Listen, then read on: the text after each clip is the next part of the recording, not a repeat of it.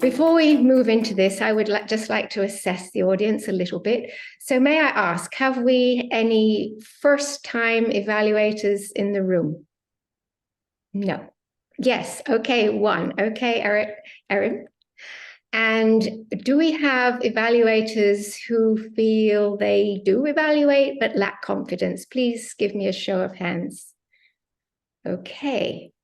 About 50-50. So may I assume the balance of our audience feels comfortable evaluating? Yes? Could you show me your hand if you're comfortable evaluating?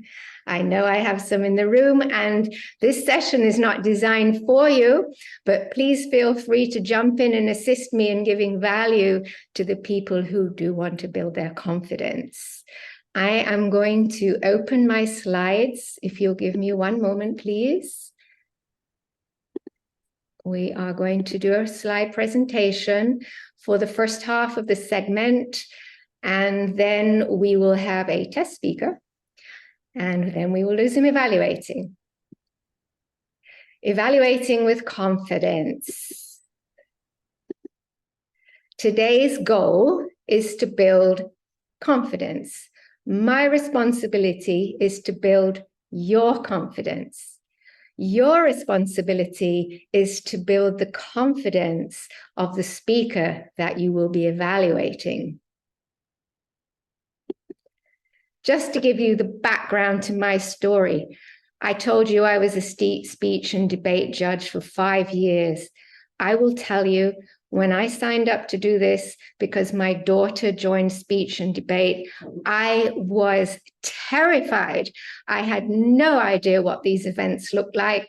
But as a willing parent, I turned up for training with the other willing parents who were equally terrified to a training session run by the students who we would be working with. And I learned probably one of the most valuable pieces of information I ever learned in the 10 years I've been working with speeches from our speech captain. She said, when a speaker speaks, they are best served by having as many different evaluators as they possibly can, because they get a very much wider spectrum on their speech.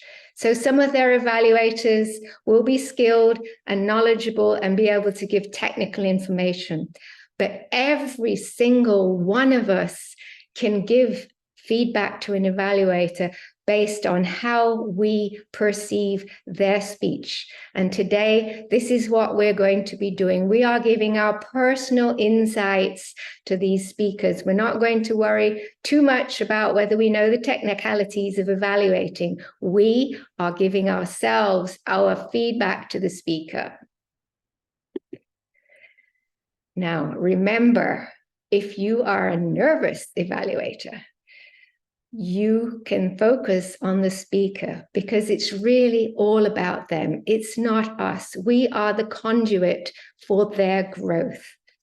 Another strategy I've been advised on for handling nerves is to recognize that nerves is just another form of excitement. So if we can relabel it in our brains, excitement, this also works.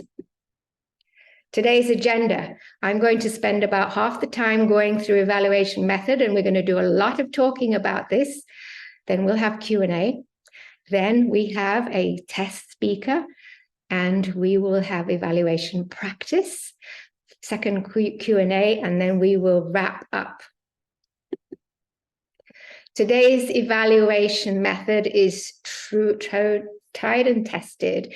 It is used very successfully by inexperienced evaluators. It is used also very successfully by experienced evaluators. I have seen this technique used up to district evaluation level contests, and I don't think it's going to be much of a stranger to most of you as I introduce the method we will be using. What I saw, what I heard, what I felt. So we are using our subjective impressions of this speech. We're going to feed it back to the speaker in a positive way. Even if it's an improvement, we're going to be really positive about it.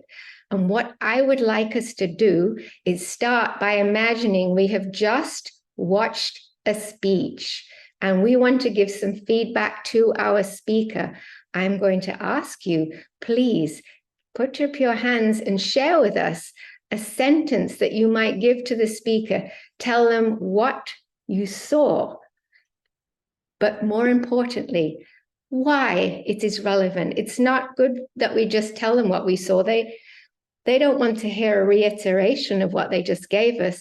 They want to know how it resonates with us. So I'm opening the floor for someone who might like to tell us a sentence they could imagine saying back, a positive sentence to give positive reinforcement to a speaker, starting off with I saw. Do we have any takers? Paula, maybe you can see. Yes, I think Mike, please open your mic. Sorry, no pun intended. Mike's and Mike. Share your sentence. I would say a good starting sentence, which I have the opportunity to use, is that I appreciate how you started your speech with a smile, because your smile brought me in and made me interested in listening to you. Excellent. So you told us the what and you told us the why, which is very important. Is there anybody else that would like to give us an example sentence for what I saw? I think Eric has up his hand. Eric, go ahead, please. I saw that you were moving your hands in a pattern that was a bit distracting. It would be best to try to use that in a way that goes with the flow of your speech. Because that would be an excellent improvement. We're going to try and work through the positives first, but that's also a wonderful example of improvements. In the interest of time, I'm going to move through some examples. Okay. I saw that you presented with confidence, which makes you more believable. I saw you were centered in your frame, enabling us to see your body language, which supported your words. I saw you making eye contact with the audience to keep us engaged. Now we're going to flip it around like that great example we just had from Eric, and we're going to make it an improvement. And we're going to do the same thing, the what and the why, but with the improvement, if we possibly can, we also want to model it for the person because we want them to fully understand the feedback that we're giving. So we could say, I saw you looking down. I encourage you to look straight into your camera, to make eye contact, to fully engage your audience. Okay, we're moving on to what I heard. And once again, I'd like to open the floor. You just heard the imaginary speech. Give the evaluator some positive feedback, what you heard and why it was helpful. Paula, do you see hands? I do not. Please raise your hand if you want to. Okay, I do. How about Malachi? What I heard was a great dynamic range of vocal tones, and that really brought me in and engaged me completely. Excellent job. Thank you very much. And I think I saw Kathy's hand also go up. Kathy Jorgensen, please unmute yourself.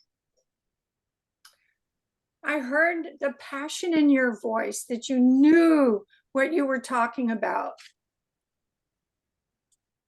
And why, how do you relate to this? You heard the passion. How did this translate to you?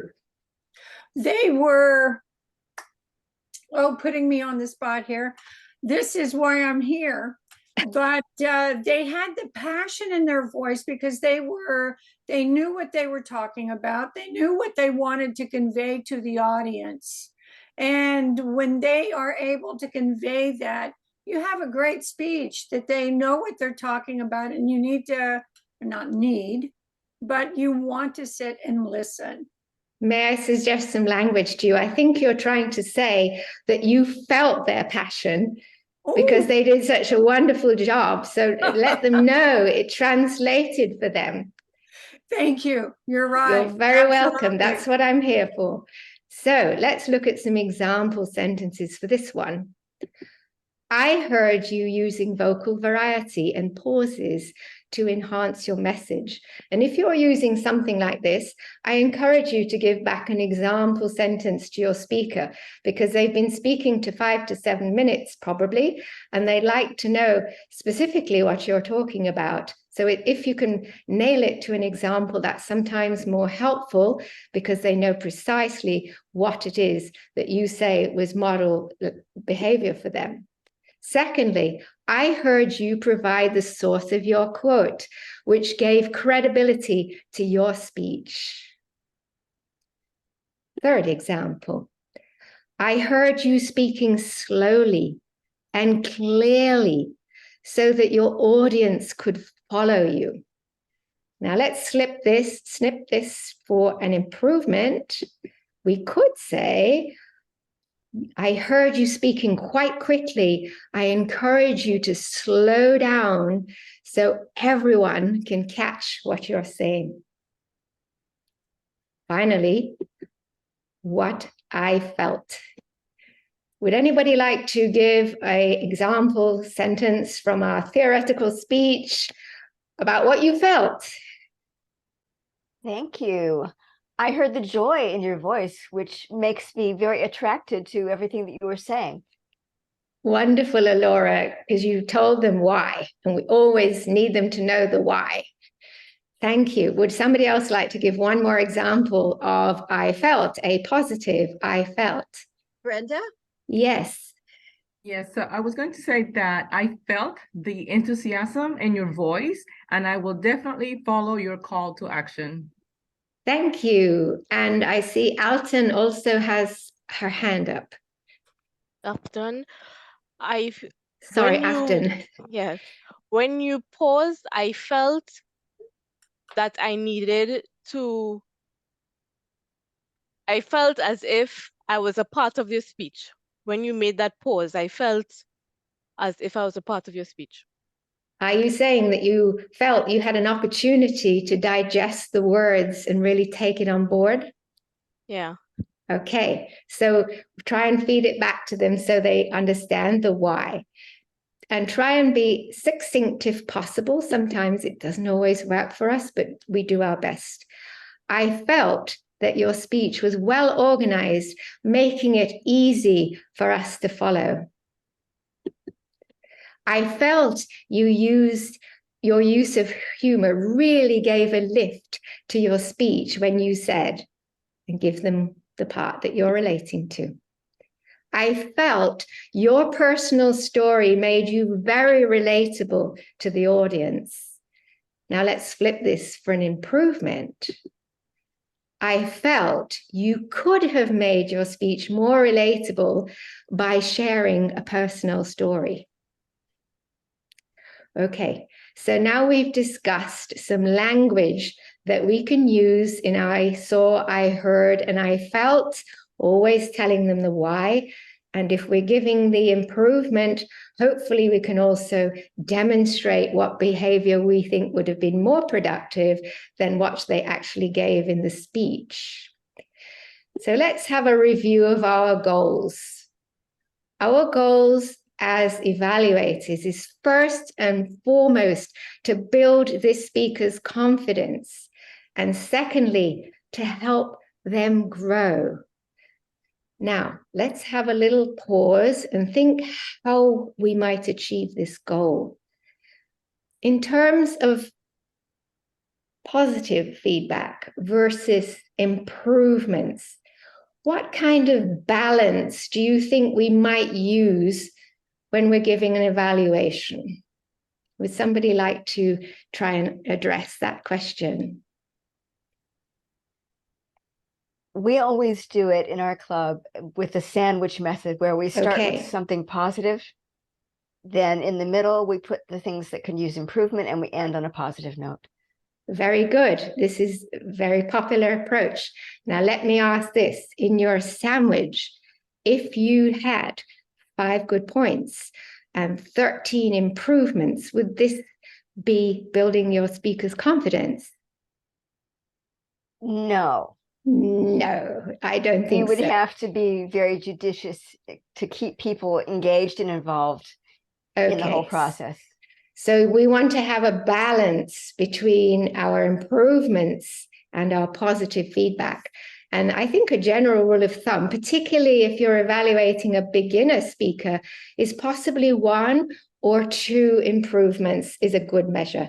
If you're working with someone more advanced, hopefully you know the specifics of your evaluation, as Pat Johnson alluded to earlier, and you can deal with that situation as it arises.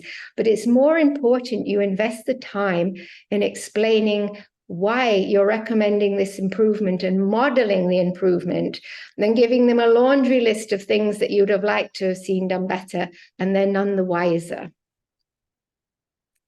Okay. Next, we're going to talk about speech structure. All speeches have an opening, a body, and a close. An evaluation is no different. A table topics is no different. So we're going to now look at how to build our what I saw, what I heard, what I felt into a speech. We already have our body, because that's what we've been discussing up until now. But let's talk about how we might open this speech. Would somebody like to suggest how we might address the opening of our evaluation to this speaker? Any thoughts on that? I know we have experienced evaluators in the room. Please feel free to chime in with your wisdom. Eric. Excellent speech, speaker. I really was encouraged by your improvement so far. Very good. You gave them, you rewarded them in encouraging, but I'd like to hear you develop that as you go into the body of your speech to say what was improved. Because if you left it right there, I think I, as a speaker, would thinking, well, I'm not quite sure. Thank you for the compliment, but I need a tool to work with. So continue that thought, and maybe in the body you expand on that thought. Any other suggestions for an opening? Okay, for me, I like to listen to the speech as a whole and ask myself, is there a general impression? Was this speech inspiring? Was it educational? Was it motivational? And if some of these things really, well, maybe one of these things really jumps out at me, I may use that in my opening. Or it may be a particular aspect of the speech that really jumped out for you. But you, as the evaluator, you need to give an impactful opening, just like we want our speakers to give. So try and pick the highlight of the speech that you really can sell convincingly when you do your opening. So here, the best thing you saw about that speech, maybe it was the tone of the speech, maybe it was something specific, but something you can come in powerful with to start with enthusiasm. We have already discussed the body. I saw, I heard, I felt. So we're going to move into the close. How might we close our speech? Yes, a summary of the points of the what it is you appreciated about the speech, and then the improvements and a word of encouragement. For example, I can't wait to hear your next speech or something You've like done that. my job for me. I can just show the slide and move forward. Thank you, Alison. You've read my mind. Okay. So we have our evaluation, we have our opening, the thing we like most. We have our body, what we saw, what we heard, what we felt, and we're going to wrap it all up in the close for them. This is an evaluation which I'm now going to ask Paula to place in the chat for us. And I'm going to spend a few minutes finishing my slides. And then this is a template that you are free to use when our test speaker speaks. So I will just wrap up here a minute while Paula posts that for you. To summarize, we are working on confidence. We do not need to be technical evaluation experts because we're using personal insight, what we saw, what we heard, what we felt, but most importantly, explain why. So here, be positive, even with your improvements. Present them in a positive format and ideally model the behavior so that they will know exactly what we are hoping they can do for the improvements. Remember, this doesn't work unless we practice, practice, practice. Questions? Paula, do we have any questions in the chat first? There is a question that actually pertains, it was put in the very beginning of the meeting. It's from Sandra Savage. She talked about, it actually is on a little bit of a different subject. She said that she sees sometimes in meetings a request for a different time allotment for evaluators when the speech is a longer speech. And she wants to know what your thoughts are on that. That's an interesting perspective. Personally, I have been to two kinds of clubs in my Toastmasters journey. We generally give 2 to 3 minutes. And there's a reason for that. It forces us to get our thoughts together, be concise, be succinct. However, there are also advanced Toastmasters clubs, and their product is more about giving more in-depth evaluations. So they may use 3 evaluators for 1 speaker, and that may total 9 minutes. I saw evaluator, I heard evaluator, and I felt all done by different people. So I think we can be a little bit flexible, but generally we want to stick with 2 to 3 minutes because this is a discipline for us, picking out the important things and feeding them back, explaining them thoroughly rather than racing through the laundry list of everything that happened in that speech and then not really giving value. So I would say, yes, we generally do 2 to 3 minutes, but the advanced clubs, they don't all use the same template I've explained to you, but they will probably invest 3 live speech evaluators, and sometimes they have a written one working in the background. So that is my experience so far. Okay, I think you got this. So I'm going to stop my screen share. And I am going to invite our test speaker to step forward. Just let me change my background so we can see our agenda as we move through this session. It is my pleasure to introduce to you my fellow Toastmaster, Lynn Papora. She will give a 2 to 3 minute speech, and I encourage you to imagine you are her evaluator, jot down some sentences in the format we've been talking about. And since we're a rather large group, I will just invite you to share some of your sentences, whether it's positive or improvement. I'd like to share with you, Lynn has been a Toastmaster for 32 years. She was joining Toastmasters at age 6 because she was a child prodigy, and she has been working ever since. She is an excellent speaker, but I asked her not to be perfect today because I do hope perhaps we can see a couple of improvements for Lynn as well as give her positive feedback. So without further ado, the floor is yours, Lynn. Thank you, Madam Toastmaster. It was 1975. I had been to a party and was driving home on I-4 at 1:30 in the morning. I was about halfway home and I felt on my shoulder and I froze. I thought, oh my God, there's a guy in the back seat. What am I going to do?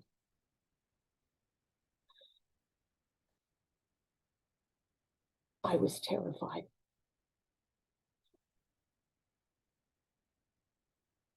For some reason, My mind started going to all of those slasher movies I had heard about.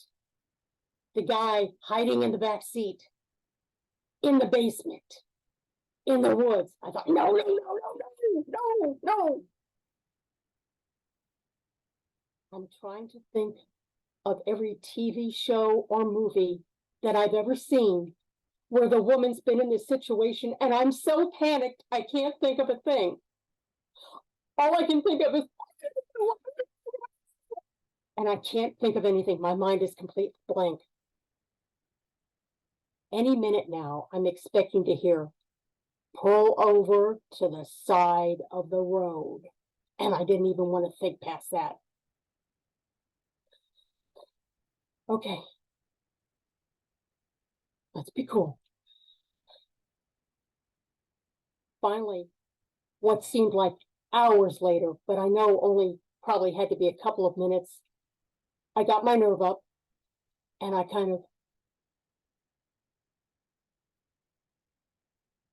didn't see anything.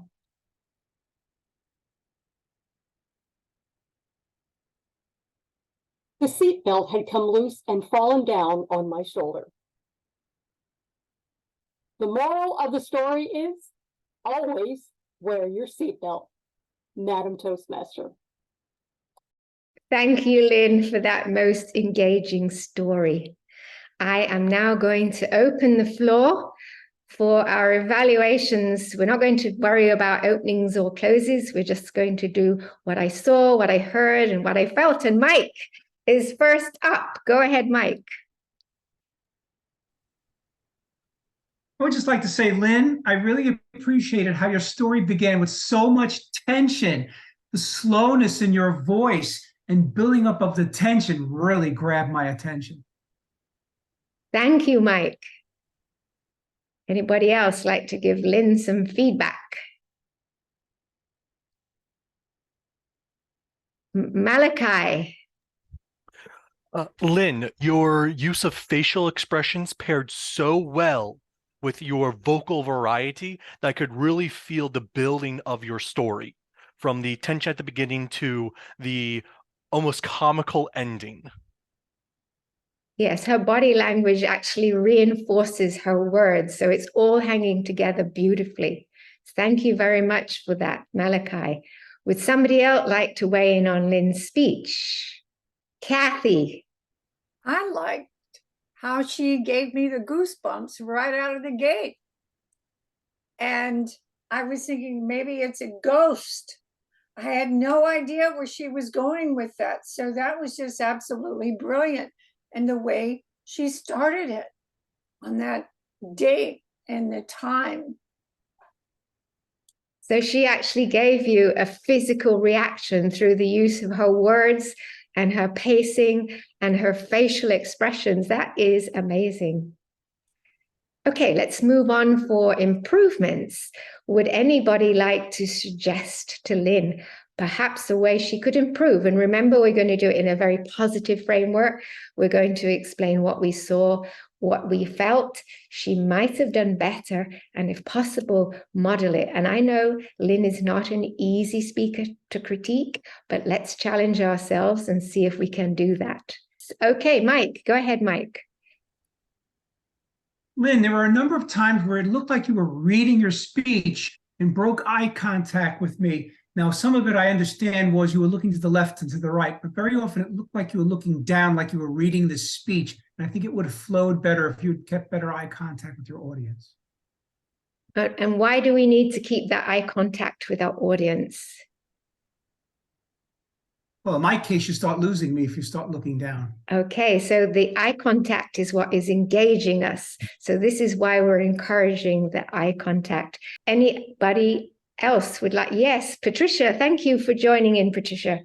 Go ahead. Lynn, your vocal variety, your pacing, your facial expressions all tied together. One thing that you could consider adding to that was a little bit more body language and hand gestures. Position yourself so you're holding the steering wheel.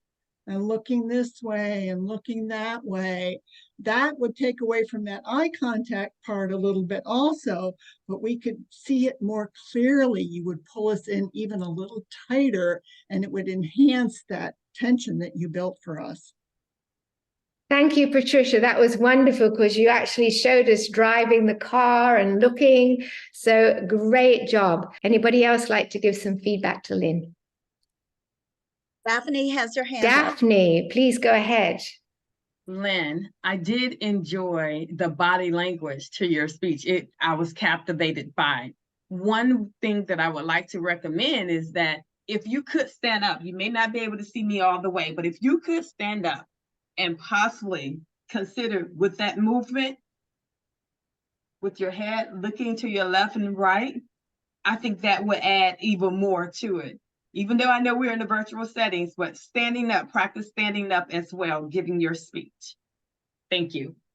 Excellent point, a valid point, and thank you very much for modeling the behavior, Daphne, because this is more memorable when we show it.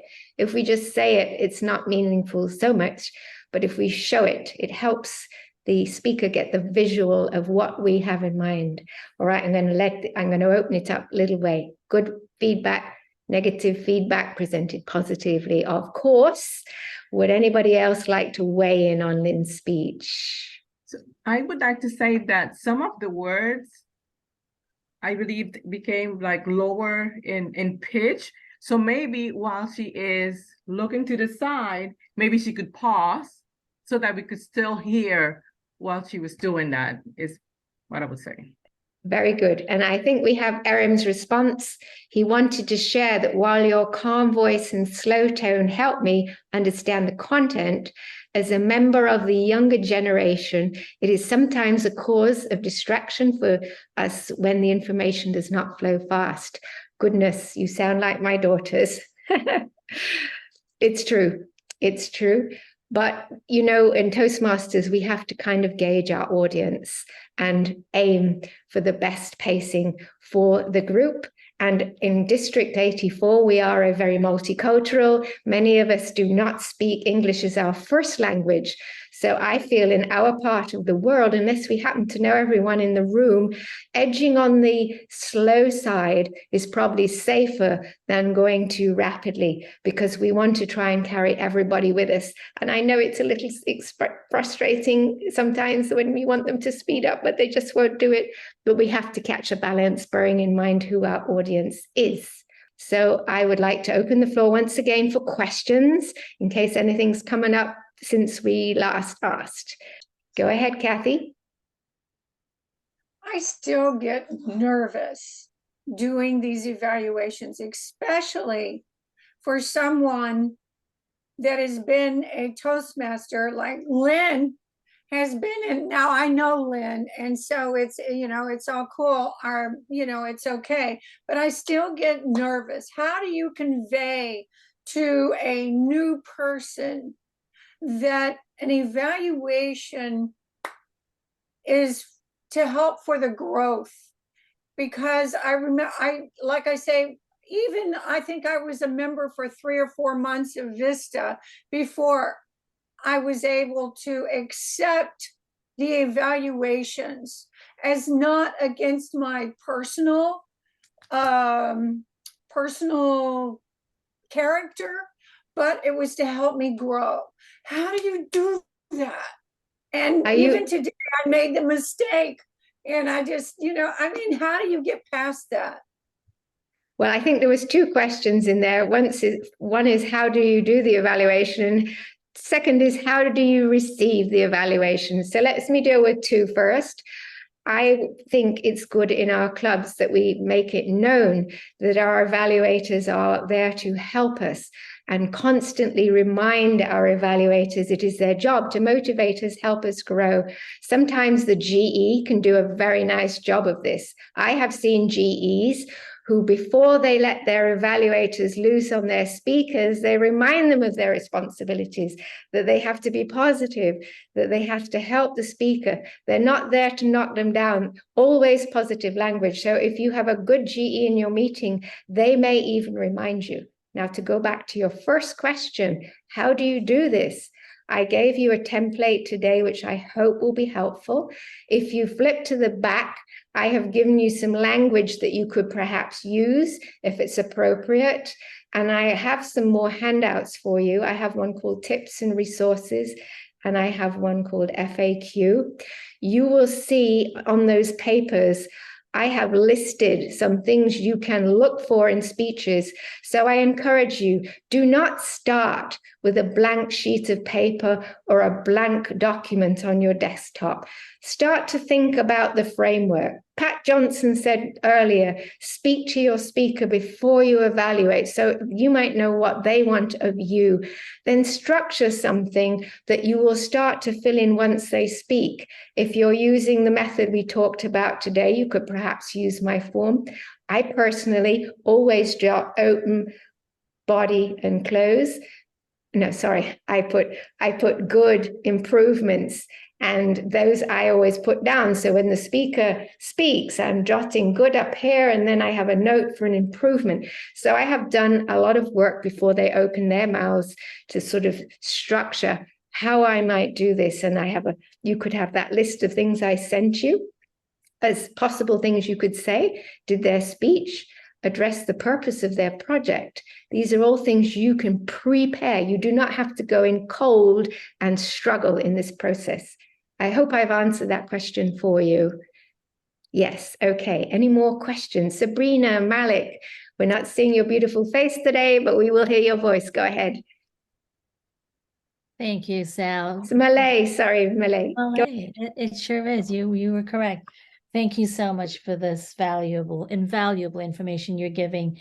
And I wanted to add that evaluators are not giving advice. We're giving the speakers feedback. And to touch on Kathy's question, especially for a new speaker, we probably needed to remind when we get up there, or general evaluator could do that the evaluators are coming up not to give you advice, but to give you feedback on how to make your speech better the next time. Thank you very much, Sabrina, for weighing in on that. And I think it's important that we just keep it positive. So I mentioned that I have some handouts, and Paula, if you'd like to start posting, that's fine. We do have Susan Schultz in the room. I feel very honored that she's here to listen to my evaluation speech, because she also does a wonderful evaluation speech at a level higher than today. Susan teaches something called the SHOE method, and she has a wonderful video recording of this. And I don't know if you're in a position or willing to share that with the group today, Susan, but I will tell you, I handed your recording to a nervous evaluator in my club a couple of years ago, and they said, oh, I'm scared to do this. I said, watch Susan's speech. I gave it to them, and they came in doing a wonderful SHOE evaluation. So Susan, if you're willing and you're able, I would be honored if you'd also post your material in the chat for our evaluators today. Anybody? Thank you for the kind words. I don't have it connected on my PC. I work from my iPad with it, but it is out on YouTube. If you look for Find Your Funny, and then you look for my name, Susan Schultz, it'll be out there. Thank you for the kudos for that. I appreciate it. It was a fun one. It's a well worth watching thing. I have given you some resources. I have referred you to places on the Toastmasters website for video links, for document links, and I suggest try and read them, because they've talked about things that I don't have time to go into today. But closing out, I would say, like everything in life, it only gets better with practice. Every skill needs practice. So if you can just commit 5 minutes a day, perhaps watch a video and ask yourself, could they have done better? When you get to your club meetings, this is perfect. You will hear evaluations, you will hear table topics, you will hear speeches. All of this can be mental or written practice for evaluating. You don't have to be the signed up designated evaluator in the club for the purposes of practice.